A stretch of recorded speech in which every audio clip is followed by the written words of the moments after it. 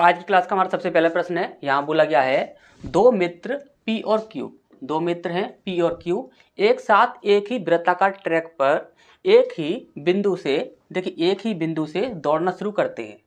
वे एक ही दिशा में दौड़ते हुए P जो है वह 6 मीटर प्रति सेकंड की चाल से दौड़ता है और Q जो है वह 20 मीटर प्रति सेकंड की चाल से दौड़ता है। ठीक, यदि वे वृत्ताकार पथ पर ठीक दो बिंदुओं पर, क्या बोला गया है, ये आपका इंपॉर्टेंट पॉइंट है, इसी को आपको याद रखना है। कितने बिंदुओं पर? दो बिंदुओं पर एक दूसरे को पार करते हैं और b एक प्राकृतिक संख्या है। b क्या है? एक प्राकृतिक संख्या है जो 6 से कम है। क्या है? 6 से कम है और एक प्राकृतिक संख्या है। ध्यान समझिएगा, दो बिंदुओं पर मिल रहे हैं, b जो है वह एक प्राकृतिक संख्या है और दूसरी बात बोली गई है वह 6 से क्या है? कम है। ठीक, तो b के कितने मान संभव हैं ये हमसे यहाँ पर पूछा गया है। ठीक, अब यहाँ पर आप ध्यान से समझिएगा, हमने इस प्रकार के आपको काफ़ी सारे प्रश्न कराए हैं और यहाँ पर एसएससी जीडी हो या फिर एसएससी सीजीएल हो या फिर आपका एसएससी 10+2 हो, चाहे कोई भी हो, एसएससी में इस प्रकार के प्रश्न आपके काफ़ी पूछे जाते हैं। ठीक, उसमें हमने आपको क्या बताया है, पहले जो आपके जो हमने क्वेश्चंस कराए थे उनमें हमने आपको क्या बताया था कि यदि मान के चलिए कि दो लोग हैं, एक है आपका फर्स्ट है और एक है आपका सेकंड है, ये आपके दो लोग हैं, इन दोनों की चालें हम मान लेते हैं कि इसकी चाल जो है वह 5 मीटर प्रति सेकंड है और इसकी चाल है 10 मीटर प्रति सेकंड। ठीक, अब यदि ये दो लोग हैं और यदि हमसे यहाँ पर ये पूछा जाता है कि ये दोनों कितने बिंदुओं पर, देखिए एक वृत्ताकार ट्रैक है, क्या है? एक वृत्ताकार ट्रैक है और इस बिंदु से इन दोनों ने दौड़ना शुरू किया। ठीक, अब ये कितने बिंदुओं पर एक साथ मिलेंगे? मान के चलो इस बिंदु पर यहाँ पर मिल रहे हैं वो एक साथ, यहाँ पर मिल रहे हैं एक साथ, यहाँ पर मिल रहे हैं एक साथ, तो वह कितने बिंदुओं पर एक साथ मिलेंगे, हमें ये यहाँ पर निकालना है। ठीक, तो इसके लिए हमने आपको तरीका क्या बताया था कि पहले जो आपकी चालें जो हैं इनका आप रेशियो निकाल लीजिए। रेशियो क्या होगा? 5 एकम 5 और 5 दूनी 10। रेशियो कितना बन गया? 1:2। अब आपको सिंपली करना क्या है कि वह कितने बिंदुओं पर मिलेंगे ये जानने के लिए हम क्या करते हैं, सिर्फ इनका अंतर निकाल लेते हैं। इनका अंतर कितना हो जाएगा? तो इनका अंतर हो जाएगा आपका 1। ठीक, ये छोटी सी बात आपको अच्छे से समझ आ गई होगी, पहले भी हमने आपको इस प्रकार के काफ़ी सारे प्रश्न कराए हैं। ठीक, अब यहाँ पर आप ध्यान से समझिएगा, हमने क्या किया कि पहले की चाल और दूसरे की चाल का हमने क्या किया, रेशियो बनाया और रेशियो का हमने अंतर निकाला, तो हमें पता लग गया कि वह कितने बिंदुओं पर मिलेंगे, यानी कि इस रेशियो के अकॉर्डिंग वह एक बिंदु पर मिल रहे हैं, सिर्फ एक बिंदु पर। ठीक, अब यहाँ पर आप ध्यान से समझिएगा, उसने पहले की चाल कितनी दी हुई है? 6 मीटर प्रति सेकंड। कितनी है? 6 मीटर प्रति सेकंड। दूसरे की चाल कितनी दी हुई है? यहाँ पर है 20 मीटर प्रति सेकंड। कितनी है? 20 मीटर प्रति सेकंड। ठीक, इतनी दी हुई है। अब इन्होंने क्या बोला है कि दो बिंदुओं पर वह मिलते हैं। कितने बिंदुओं पर मिलते हैं? दो बिंदुओं पर वह मिलते हैं। ध्यान से समझिएगा, दो बिंदुओं पर मिल रहे हैं, यानी कि हम ये कह सकते हैं कि इन दोनों का जो अंतर होगा वह आपका 2 होगा। काफ़ी इजी सी बात है, अच्छे से समझ आ गई होगी। दोनों का यदि हम अंतर निकालते हैं तो हमें ये पता लगता है कि वह कितने बिंदुओं पर मिलेंगे। अब यदि यहाँ पर हम बोल रहे हैं कि इसकी चाल है आपकी 6 मीटर प्रति सेकंड और इसकी चाल है आपकी 20 मीटर प्रति सेकंड, तो इन दोनों का जो अंतर होगा वो कितना होगा? 2 होगा, क्योंकि उसने बोला है कि दो बिंदुओं पर मिलते हैं।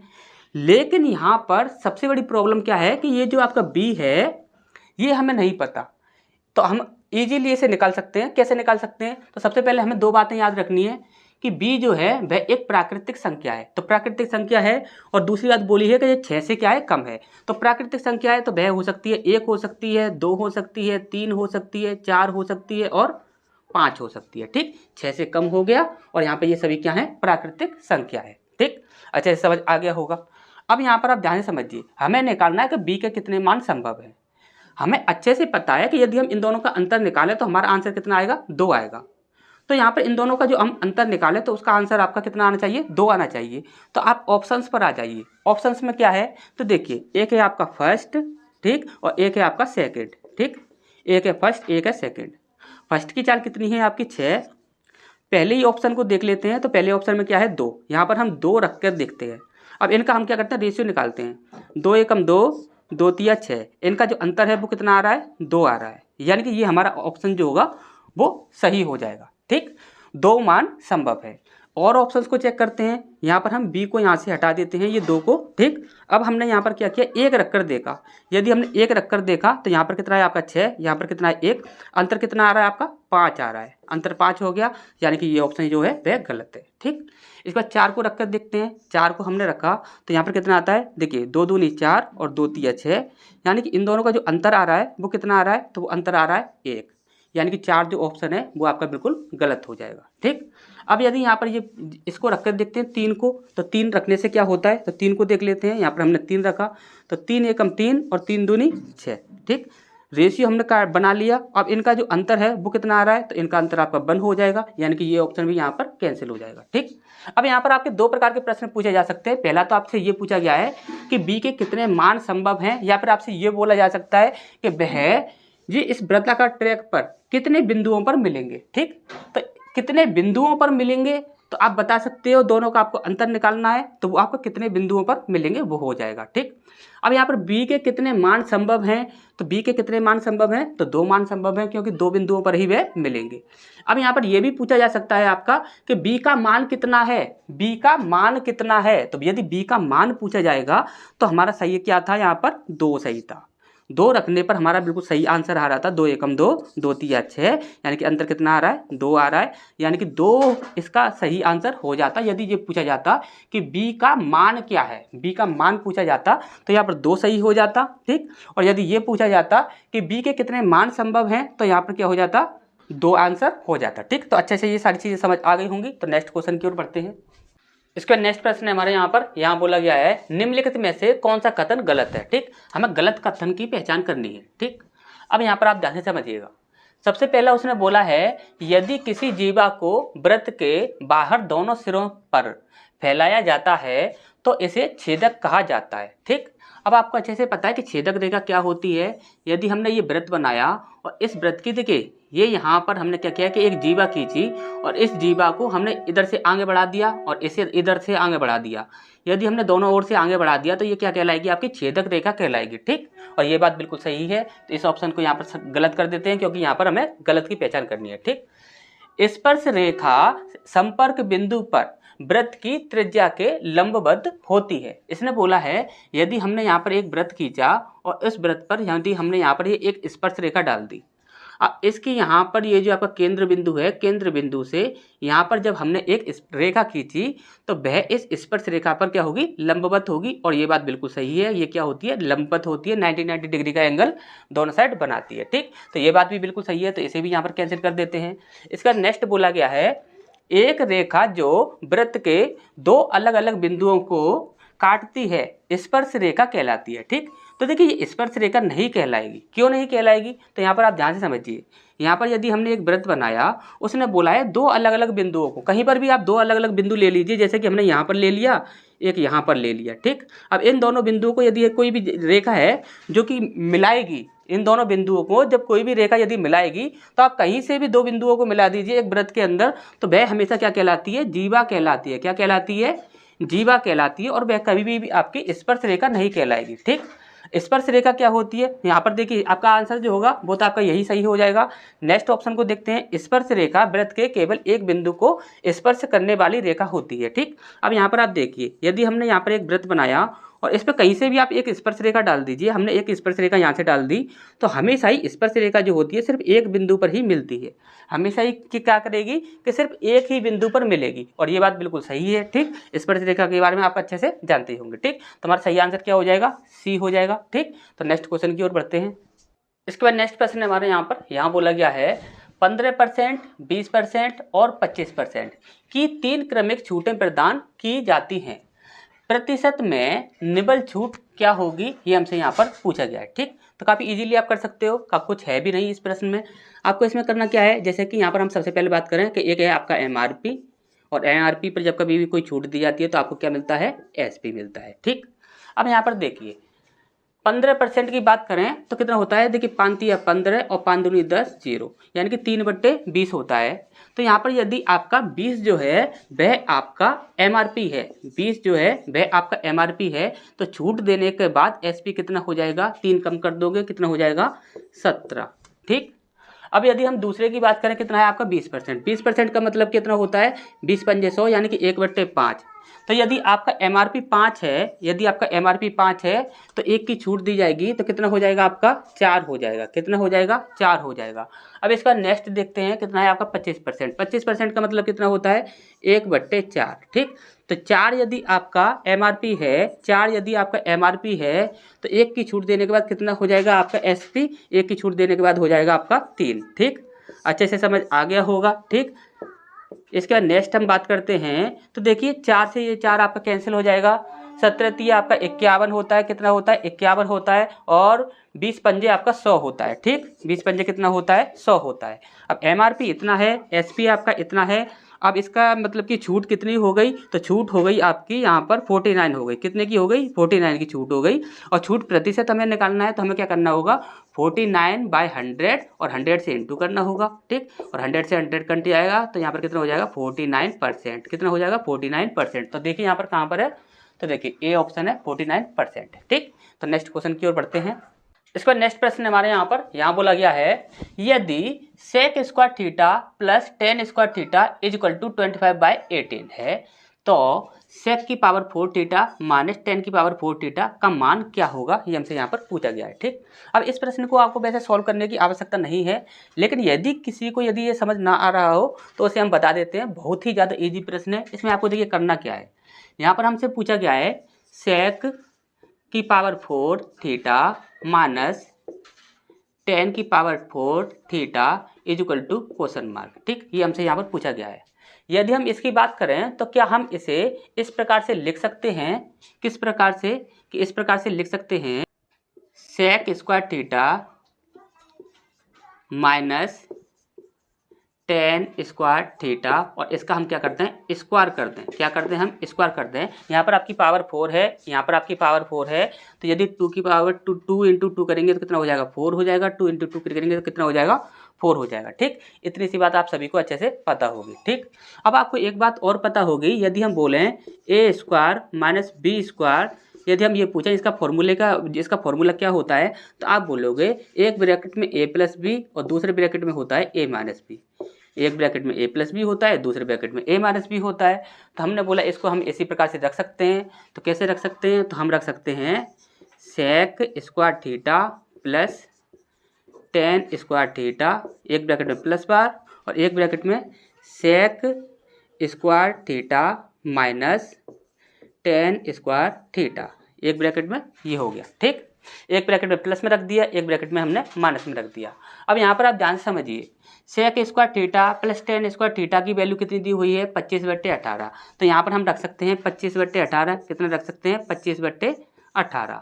और आपको अच्छे से याद होगा कि sec square theta minus tan square theta बराबर क्या होता है, तो वो होता है आपका 1 होता है। ठीक, अच्छे से पता होगा आपको। तो यहाँ पर हम यदि इंटू करेंगे 1 से तो आपका आंसर कितना आ जाएगा 25/18। ठीक, अच्छे से समझ आ गया होगा। तो 25/18 यहाँ पर सही आंसर हमारा हो जाएगा। ठीक, तो नेक्स्ट क्वेश्चन की ओर बढ़ते हैं। इसके बाद नेक्स्ट प्रश्न हमारे यहाँ बोला गया है निम्नलिखित व्यंजक को हल कीजिए। ठीक, तो छोटी सी कैलकुलेशन है, आप इजीली कर सकते हैं। देखिए यहाँ पर हमें करना क्या है, तो आपको अच्छे से पता है कि सबसे पहले हम ब्रैकेटों को सॉल्व करते हैं। यदि हम यहाँ पर देखें, देखिए यहाँ पर हम पहले उतार लेते हैं 2 into 7 minus 5 plus 9 divide by 3। ठीक, इसके बाद दिया हुआ है आपका divide by 4 plus 2 square into 2। ठीक, अब यहाँ पर सबसे पहले हम इस ब्रैकेट को सॉल्व कर लेते हैं। कितना हो जाएगा 4 और 2 6, और 6 का स्क्वायर करेंगे तो 6 6 36। कितना हो जाएगा 36। 36 गुणा 2 हो जाएगा। ठीक, डिवाइड बाय, अब इसकी बात करें तो देखिए सबसे पहले हमें डिवाइड करना होगा। तो 9 में जब हम 3 से डिवाइड करेंगे कितना आ जाएगा 3 3 9, यहाँ पर आ गया आपका 3। ठीक, यहाँ पर कितना आ गया 3 आ गया। अब इसके बाद यहाँ पर हम बोलें कि हमें इंटू करना होगा, तो इंटू करेंगे तो 7 दूनी 14, तो यहाँ पर कितना आ जाएगा आपका 14 आ जाएगा। ठीक, अब यहाँ पर कितना है आपका माइनस का 5। ठीक, इतना हमारे यहाँ पर ये सॉल्व हो चुका है। ठीक, अब इस ब्रैकेट को और सॉल्व करते हैं। तो यहाँ पर कितना है देखिए 14 और 3 ये आपका प्लस का रहेगा। ठीक, 14 और 3 17, और 17 में से आप 5 माइनस करोगे तो कितना आ जाएगा आपका 12 आ जाएगा। ठीक, कितना आ जाएगा 12 आ जाएगा। अब 12 में हमें क्या करना है कि 36 से डिवाइड करना है। कितने से करना है 36 से डिवाइड करना है, और यहाँ पर इनटू में आपका कितना लगा हुआ है 2 लगा हुआ है। ठीक, 12 3 36 होता है, यानी कि हमारा कितना आ जाएगा 2/3। तो 2/3 हमारा आंसर होना चाहिए। 2/3 कहाँ पर है? तो देखिए ये रहा आपका सी ऑप्शन 2/3। ठीक, तो नेक्स्ट क्वेश्चन की ओर बढ़ते हैं। इसका नेक्स्ट प्रश्न है हमारे यहाँ पर, यहाँ बोला गया है एक शंकु का आयतन कितना दिया हुआ है आपका 73,920। ठीक, 73,920 सेंटीमीटर क्यूब दिया हुआ है। यदि शंकु की ऊंचाई कितनी है आपकी 160 सेंटीमीटर है तो इसके आधार का व्यास क्या होगा? यदि यहाँ पर देखिए पूछा क्या गया है, यहाँ पर हमसे बोला गया है ये आपका एक शंकु है। ठीक, अब यहाँ पर ये क्या है, यहाँ से यदि हम यहाँ तक की बात करेंगे तो ये क्या हो जाएगा आपका त्रिज्या हो जाएगा। और यदि व्यास की बात करें, किसकी बात करें, व्यास की बात करें, तो यहाँ पर ये पूरा क्या हो जाएगा, व्यास हो जाएगा। ठीक, यानी कि हमें सिर्फ क्या चाहिए, त्रिज्या चाहिए। और त्रिज्या यदि हमें मिल जाती है तो उसको हम 2 से इंटू कर देंगे तो यहाँ पर हमारा क्या निकल आएगा, यहाँ पर हमारा व्यास निकल कर आ जाएगा। ठीक, यही चीज़ है। अब यहाँ पर आप देखिए इसका आयतन कितना है 73,920। ठीक, आयतन है आपका 73,920। आयतन का फॉर्मूला क्या होता है, तो फॉर्मूला होता है 1/3 into pi r square h. ठीक, यही होता है। इक्वल टू कितने दिया हुआ है आपका 73,920। ठीक, अब यहाँ पर आप देखिए 1/3 इंटू पाई का मान 22/7। ठीक, इंटू आर स्क्वायर यानी कि आर की वैल्यू तो हमें चाहिए, इंटू एच हाइट कितनी दी हुई है 160, कितनी दी हुई है 160, 73920। ठीक, जीरो से यहाँ पर जीरो को कैंसिल कर दीजिए। अब यहाँ पर देखिए तो देखिए 11 से पहले इसे डिवाइड कर लीजिए, 11 दूनी 22 और यहाँ पर कितना हो जाएगा आपका 11 छिंग 66 और 11 सत्ते 77 और 11 दूनी 22। ठीक, इतना हो जाएगा। अभी इसे आप क्या कीजिए कि 16 से डिवाइड कर दीजिए, 16 चौक 64 और 16 दूनी 32। ठीक, इतना हो जाएगा आपका। अब इसके बाद यहाँ पर क्या है हमारा, देखिए 2 है, 2 से और डिवाइड कर दीजिए, 2 एकम 2 सॉरी 2 दूनी 4 और 2 एकम 2, कितना आ गया आपका 21। ठीक, अब यहाँ पर हमारा बनता है 21। अब यहाँ पर आप देखिए आर स्क्वायर की वैल्यू कितनी है हमारी 21 इंटू 7 इंटू 3। ठीक, और यहाँ से स्क्वायर हटाएंगे तो हम क्या करेंगे, रूट चढ़ाएंगे। ठीक, अब यहाँ पर देखिए 21 है और ये क्या है 21। ठीक, तो 21 एक 21 बाहर आ जाएगा तो यानी कि आर की वैल्यू हमारी कितनी आ गई 21। ठीक, त्रिज्या हमारी 21 बन रही है, यानी कि यहाँ से यहाँ तक की जो दूरी है ये 21 है, यहाँ से लेकर यहाँ तक की, तो यहाँ से यहाँ तक की भी आपकी 21 होगी। तो टोटल कितनी हो जाएगी 21 दूनी 42, यानी कि 42 ये हमारा आंसर हो जाएगा। तो 42 कहाँ पर है, तो देखिए डी ऑप्शन है आपका, ये बिल्कुल सही हो जाएगा। ठीक, तो नेक्स्ट क्वेश्चन की ओर बढ़ते हैं।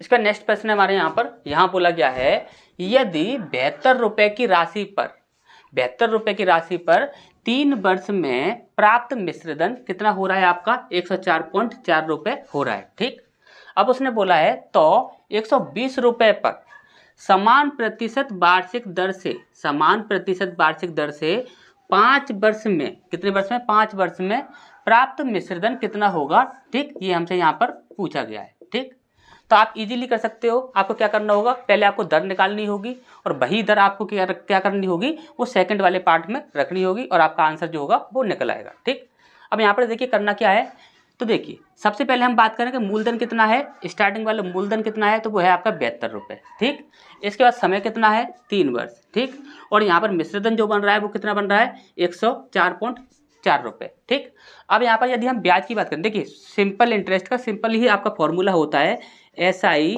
बराबर P गुणा R गुणा T अपॉन 100, यही आपका फॉर्मूला होता है।